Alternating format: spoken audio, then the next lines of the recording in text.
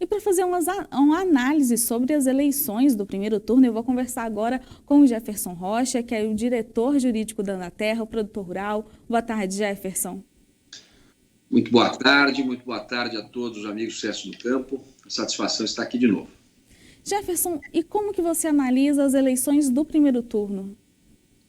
Olha, nós nos saímos muito bem, né? Eu creio que o Brasil avançou muito no que diz respeito à escolha dos parlamentares, tanto deputados federais quanto senadores e governadores, né? Notadamente parlamentares. O que eu entendo é que nós saímos vitoriosos do primeiro turno.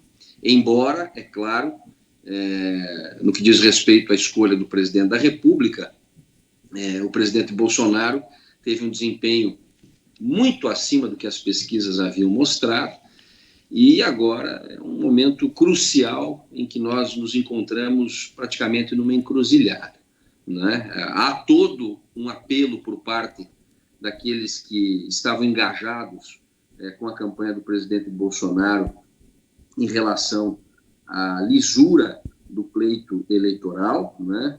Nós, por exemplo, que desde 2017, junto com o doutor Felipe Gimenez, defendemos que tenhamos aqui no Brasil a contagem pública dos votos, ou seja, que o nosso sistema eleitoral adote uma urna igual a que tem na Argentina, igual a que tem no Paraguai, aonde a votação que nós fizemos no teclado seja materializada em papel, para que a apuração possa ser pública e não dentro do BU, não dentro daquele equipamento eletrônico, aonde nós não podemos, de fato, ter esta convicção, essa certeza do que vendo materializado o seu voto no papel.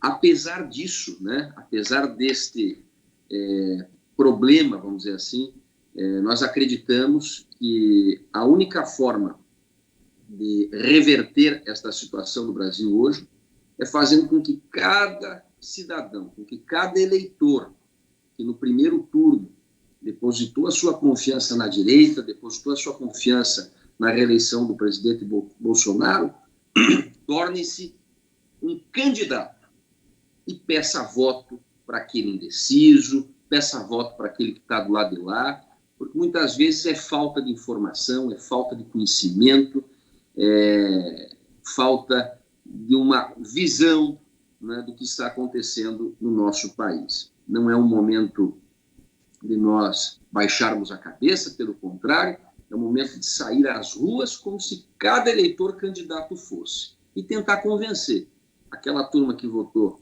num projeto de esquerda a vir para o lado da direita, né? Nós temos vários exemplos para mostrar no mundo, notadamente aqui na América Latina, o que vem acontecendo. O Brasil talvez seja um dos últimos bastiões da direita nas Américas, né? Olha o que aconteceu com a Venezuela, com a Colômbia, com a Argentina. A Argentina, por exemplo, com a economia devastada. Os venezuelanos que estão lá, refugiados em Roraima, deram o seu recado. Roraima teve uma das maiores votações para a direita no Brasil. Por conta de quê?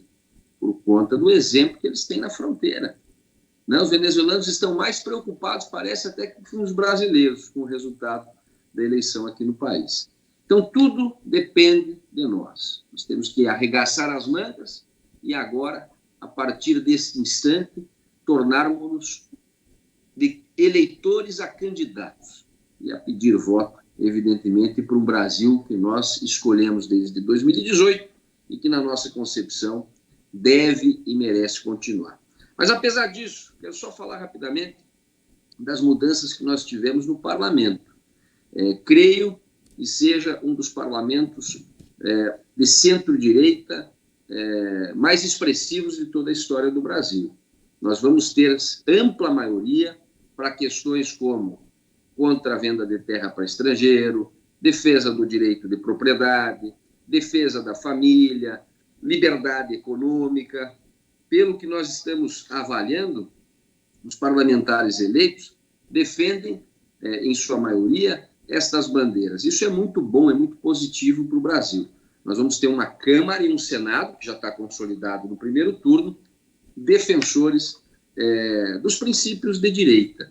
né? Ao contrário da esquerda, que teve a sua bancada reduzida e eventual governo de esquerda não vai conseguir governar um parlamento desta forma. Por isso que, mais uma vez, é tão importante que nós tenhamos a consolidação da mudança que aconteceu em 2018, agora no dia 30 de outubro. Mas só depende de cada um de nós, né? De cada cidadão, de cada eleitor, de cada homem e mulher que quer para o nosso país um rumo de direita, um rumo no caminho certo, né? Um rumo no desenvolvimento, no pleno emprego, aonde somente o suor do trabalho, com o suor do trabalho é que nós conquistamos as coisas, e não roubando, e não invadindo, e não tomando na força, como o outro lado vem fazendo na América Latina inteira, né? Notadamente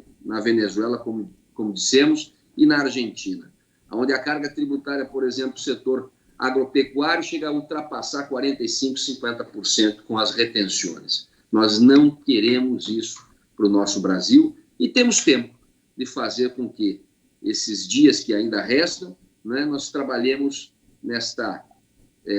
neste convencimento, convencer cada um que está indeciso, cada um que está do lado de lá, a vir para o lado bom da força para que essa mudança, repito mais uma vez, que começou em 2018, continue e progrida.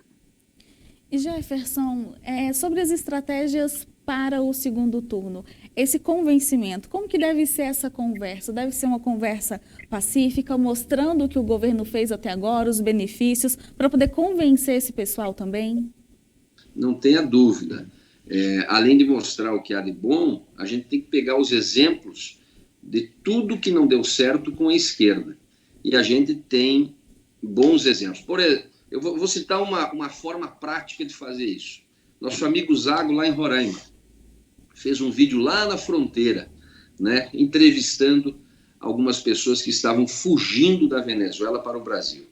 Isso é muito importante, porque esse camarada que está lá, o venezuelano, que está vindo embora de um regime comunista, de um regime socialista, pode dizer, né, para a população brasileira o que os espera caso um regime socialista comunista se instale no Brasil. Então, esses exemplos vivos que temos têm que ser escancarados, né? E hoje a forma de comunicação que nós atingimos a população pelos meios de comunicação oficiais é muito difícil, mas através da internet isso pode realmente repercutir e trabalhar aí em cima da mentalidade das pessoas para esse convencimento. E eu volto a insistir, né? Cada eleitor tem de tornar-se um candidato, né? Porque só o candidato que vai, que pede, que anda, pede voto, de cada 100 se converter 2, 3, a gente ganha essa eleição, né? Basta sair da bolha, sair dos grupos de WhatsApp, né, de direita, de conservadores, de bolsonaristas, para ir para a rua, né, para ir diretamente conversar com o povo. É a única forma que temos, dentro das vias democráticas, evidentemente, respeitando a lei e a ordem, de convencer aqueles que estão indecisos ou mesmo aqueles que votaram, por alguma forma ou de outra, no primeiro turno, para candidatos da esquerda. Eu falo e repito, é desinformação, porque não é possível. Quem tem o mínimo de discernimento, o mínimo de formação, né, sabe que a escolha é muito simples. Ou você vai para a direita e continua nesse caminho de desenvolvimento, de pleno emprego, de trabalho, de progresso, ou você vai para a esquerda, por um caminho que te corta a liberdade, onde você vai ser escravo do Estado vivendo de migalhas, que é o que aconteceu com a Venezuela, que é o que aconteceu com a Argentina, que é o que está acontecendo agora com a Colômbia e com o Chile. As revoltas estão acontecendo por quê? Né? E não é só aqui na América Latina. Vou dar um outro exemplo. Olha a Holanda, que é um país rico, né? O que um governo socialista faz? Os holandeses, por conta da Agenda 2030, e agora eu me refiro aos pequenos produtores, estão impedidos de exercer a sua atividade por restrições absurdas, como o caso lá na Holanda da emissão de nitrogênio, a fazenda não pode mais emitir nitrogênio, ou seja, tu não pode ter um chiqueirão, tu não pode ter um galinheiro, tu não pode ter uma atividade intensiva de produção agropecuária na tua propriedade por conta de uma agenda socialista que quer controlar você, que quer roubar o teu maior patrimônio, que é o que você tem aqui dentro, que é o seu pensamento, que é a sua consciência, que é a sua liberdade de expressão. Ou seja, é realmente um divisor de águas. Ou a gente continua o trabalho que está dando certo, e que mesmo com uma pandemia, com uma crise mundial, nós estamos com uma inflação controlada, estamos com empregos sendo gerados a todo momento, inclusive aqui em Santa Catarina, no meu estado, que também deu uma ampla maioria para a direita, em votações históricas, né, sobram vagas de emprego.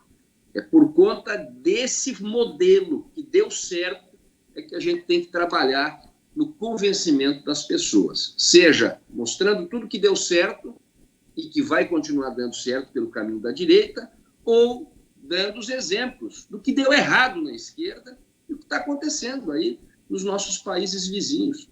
Né? É muito simples.